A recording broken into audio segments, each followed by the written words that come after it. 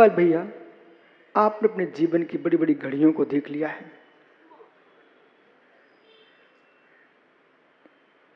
अपने धैर्य की बात इन हमारे युवाओं को बता के जाना। बेटा, एक ऐसा आदमी यहां बैठा हुआ है, जब फूप में पंचकणक था,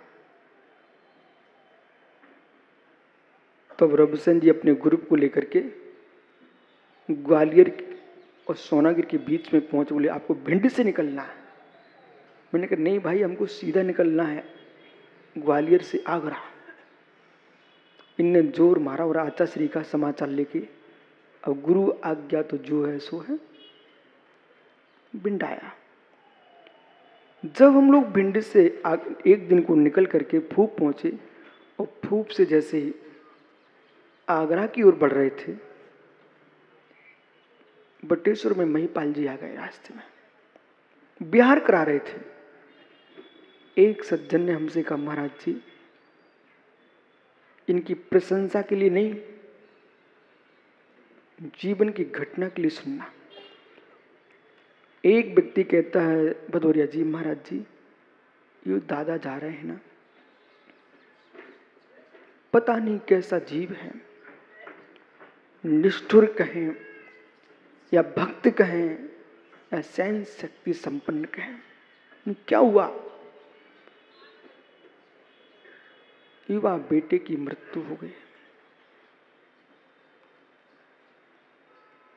और एक के चक्कर में दूसरा भी चला गया। और स्वयं के पैर में लगा हुआ था उस दिन के, लेकिन बिहार कराने आ गए। जहां संगुरु का मैंने धीरे से पूछा, बोले महाराज,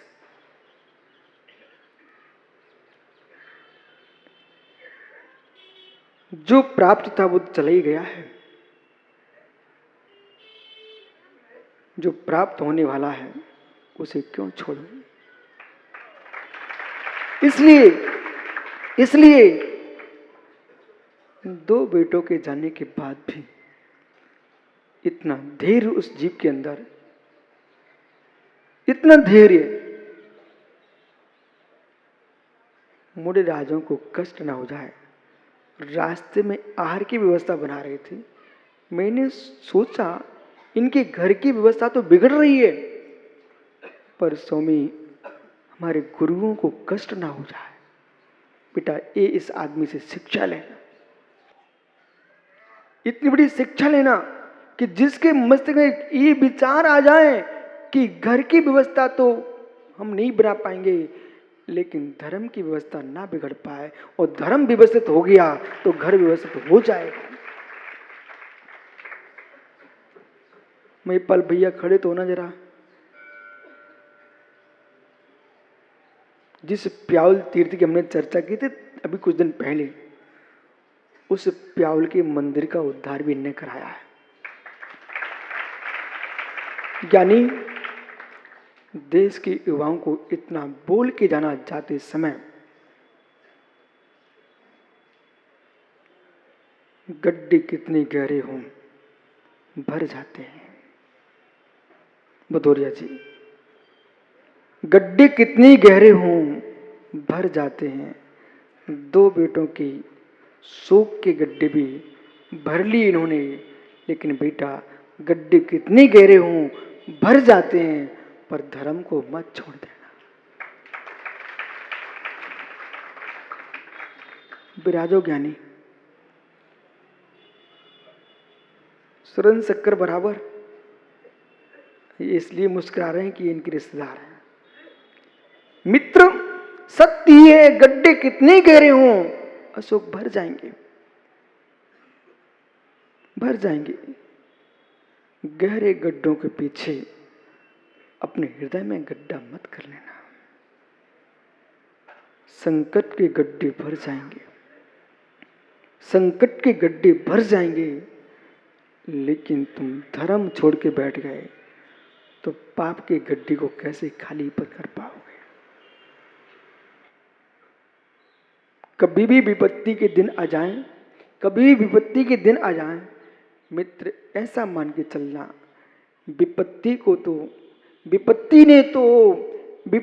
ने राम को नहीं छोड़ा, विपत्ति ने श्याम को नहीं छोड़ा, विपत्ति ने वर्धमान को नहीं छोड़ा, विपत्ति ने पारसनाथ को नहीं छोड़ा, तो हम लोग कौन से खेत की मूली हैं। विपत्तियों को तो ऐसे देखो, और विपत्तियों को देख करके जो मुस्काना सीख लेगा, रबसिन भैया, मित्र विपत्तियों को देख करके जो मुस्काना सीख लेगा, एक दिन ऐसा आएगा कि विपत्ति विपत्ति में पड़ जाएगी और तुम संपत्ति पे बैठ जाओगे। विपत्तियां मात्र रुलाने के लिए आती हैं। ये भी एक जीव है, देखो मुकुट लगा है, देखो ना, इनको तो कौन नहीं जानता, भिंडी का बच्चा बच्चा जानता होगा। यानी ये पदम भैया को हमने जब से देखा नचते ही देखा है, वो आज इंदौर के सेठ बने बैठे तब भी नच रहा है। मालूम, इनके बेटे कहते हैं, बोले अब तो बैठ जाओ ना घर में, तो मालूम क्या बोलते हैं, बोले महाराज जी इन बच्चों को समझा दो, ये नच नच के ये मिला है और ये हमें मना करते। सत्य है, सत्य है। नाचो तो वहां नाचो जहां दूसरे घर में ना नाचना पड़े, नाचो तो वहां नाचो जहां किसी घर में ताली पीट के ना नाचना पड़े। प्रभु के चरणों में नाचो तो यानी कभी नाचना नहीं पड़ेगा घर घर में, और जो प्रभु के चरणों में नाचने की जगह बारातों में नाचते हैं, उन्हें तो नाचना पड़े घर घर में। ओह कैसा लगा, अब नहीं बजाई ताली तुमने। ओहो, हे मित्र, हे मित्र, जीवन में कितने गहन गहन कष्ट के दिन आ जाए, पर निर्णय मत भूल जाना। मुक्तागिरी से भिंडी तक आते आते बड़े सुंदर सुंदर रोड मिले। हाँ, मुक्तागिरी से भिंड आते थे, बड़े सुंदर सुंदर रोड मिले। मुक्तागिरी से भिंड आते आते बड़े बड़े गड्ढे वाले रोड मिले। यदि आपको मेरी बात ना देखे समझ में आ रही हो ना, इन बच्चों से, भिंड के बच्चों से पूछो। यानी मुक्तागिरी से भिंड तक आते आते चिकने चिकने रोड भी मिले, और बड़े बड़े गड्ढे भी मिले, और पत्थर भी मिले, और पहाड़ भी मिले। प्रथम दिन बिहार हुआ तो मित्र पहाड़ों से ही हुआ, पर्वतों पर बिहार हुआ। फिर भी जिसने चलने का निर्णय कर लिया था उसको मंजिल मिल ही गई। जिसने चलने का निर्णय कर लिया था उसको यानी मंजिल मिल ही गई। ऐसे जीवन में, साधना के क्षेत्र में, जीवन में यानी अनेक पहाड़ मिलेंगे, चट्टाने मिलेंगे, गड्ढे भी मिलेंगे, और कई जगह चिकनी फर्श भी मिलेंगे। फिर भी दोनों में तुम चलना सीख लेना बेटा, रुकना कहीं नहीं। चिकनी रोड को देख के रुक गए सुख के लिए, तब भी नहीं पहुंच पाओगे, और गड्ढों को देख के कष्ट में रुक गए तब भी नहीं पहुंच पाओगे। जो सुख दुख दोनों में चलता ही रहता है वही पहुंच पाता अपने स्थान पर। समझो ज्ञानी ऋषियों, सरवार सागर बेटा चलते रहे चलते रहे, कछुआ की चाल भी चले तो तुम भिंड आ गए, और बेटा ऐसे चलते रहोगे तो सिद्ध सलाह भी मिलेगी। बस वहां तो एक ही बार जाना पड़ता, दोबारा आने नहीं पड़ता है। पर ऐसा मत कहना आप कि मालूम कि एक बार पहुंच जाऊं, एक बार पहुंच जाऊं। ये महात्मा जी ऐसे हैं, 15 दिन कहीं रुक गए, फिर कहते अब चलो। पहले कहते अब रुकते ही नहीं है, रुकते ही नहीं है, रुकते नहीं है। वो कहीं रुक गए ना तो कहते अब जी नहीं लग रहा, अब चलो यहां से। हे मित्र, कहीं ऐसा मत करना सिद्ध शिला पर, वहां जाके क्या अब जी नहीं लगा, अब चलो नीचे।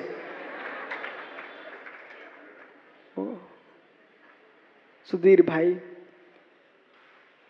4 गतियां ऐसी हैं जहां जाने पर पुनः आया जाता है।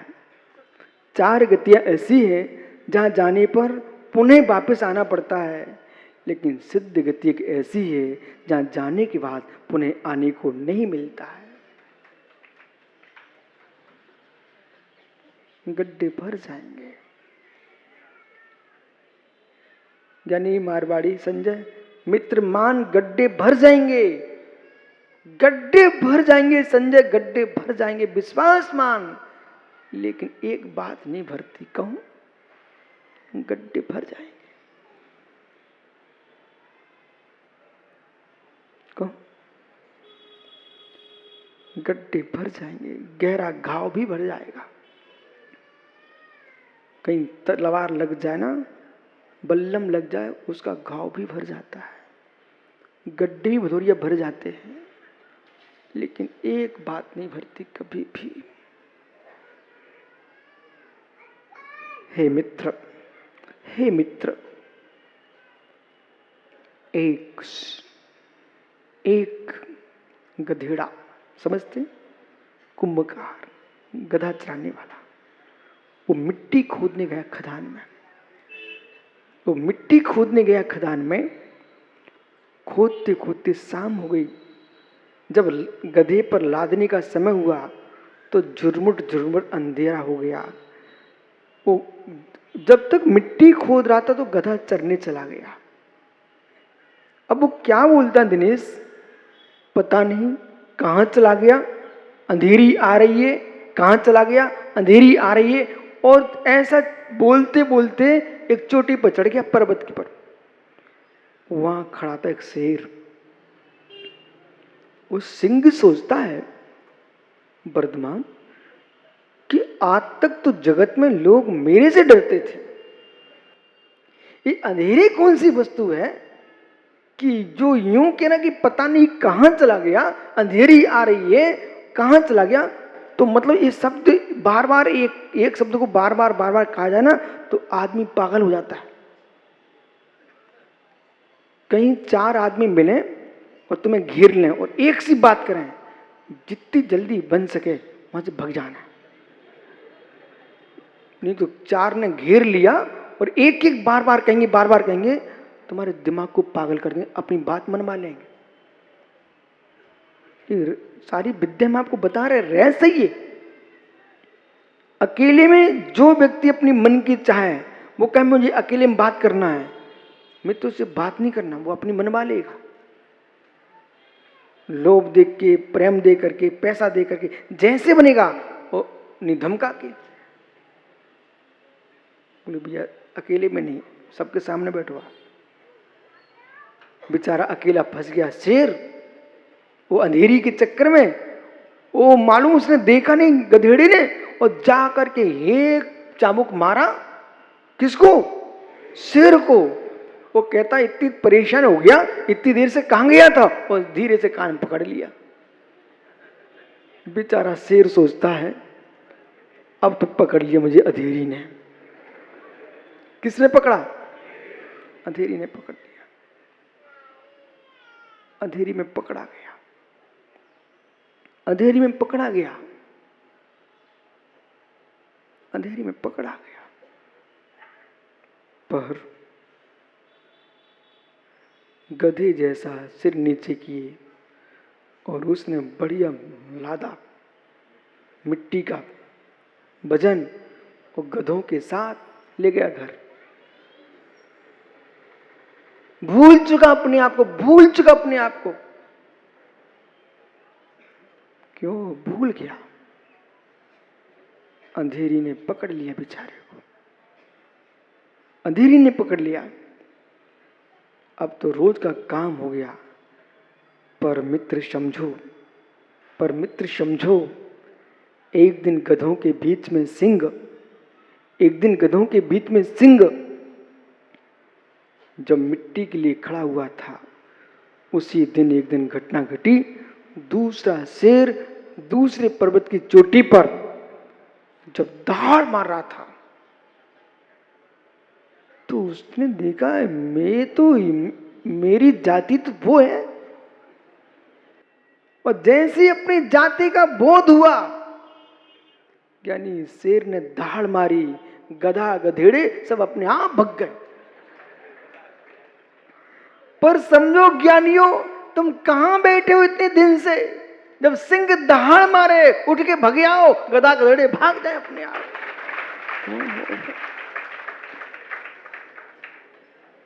भान नहीं हो रहा है, मैं भी शेर हूं, मैं भी शेर हूं। पर मित्र इस बात को ध्यान दो, गड्ढे भर जाते हैं, वो नहीं भरता। वो क्या? तो दूसरा शेर और एक था। तो एक सिंह और था, सुरेश भैया चूड़ी वाले, वो विचित्र शेर था। एक आदमी की कन्या थी, सियानी हो गई, और जब कन्या सियानी हुई तो मित्र वो कैसा पिता होगा जिसके घर में कुंवारी बिटिया सियानी बैठी हो, वो आंख नीचे बैठा रहे? सियानी बेटी होते ही मित्र हाथ पीले कर देना चाहिए, जिससे किसी के हाथ में बिना पीले ना भग जाए। समझो मैं क्या बोल रहा हूं? रबचंद भैया, समाज के मुखियों का कर्तव्य है, कोई गरीब या तो आर का बन जाए, साधु बन जाए, वो नहीं बन पा रहे मित्र, शतग्रस्त बन के धर्म का पालन करें, लेकिन जहां पानी छान के न पिया जाए उस घर में जाकर के अपना जीवन बर्बाद करने ना चले जाए। दिनेश भैया, बिटिया को कुएं पटक देना, लेकिन मित्र विधर्मी के हाथ में मत दे देना।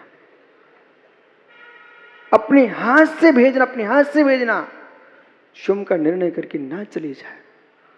सुनो माताओं ध्यान से, बार बार मैं कह रहा हूं, परंतु एक बार भी आपने सुन लिया, बेटियों की रक्षा है तो पूरे विश्व में धर्म की रक्षा है। दो कुल शोभेमान होते, दो कुल शोभेमान होते हैं एक कन्या से। पर एक गरीब के घर में कन्या थी, वो सियानी हो गई, बेचारे के पास कुछ था नहीं, और ये दहेज की कुप्रथा ने उसको मार दिया था बेचारे।